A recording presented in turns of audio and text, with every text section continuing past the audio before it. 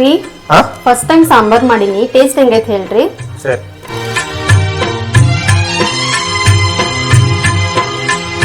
ಮಸ್ತ್ ಆಗೈತ್ಲೆ, ಬಾಳ ಅಂದ್ರ ಬಾಳ ಟೇಸ್ಟ್ ಆಗೈತಿ.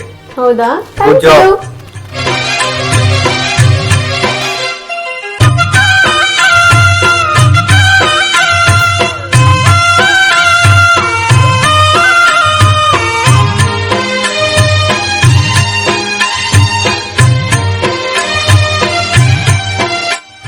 ಬಾಳ ಟೇಸ್ಟ್ ಆಗೈತೆ ಅಂತ ಹೇಳಿ ಏನೇನೋ ಹಾಕಕತ್ತಿರ್ಲ ಅದಕ್ಕ.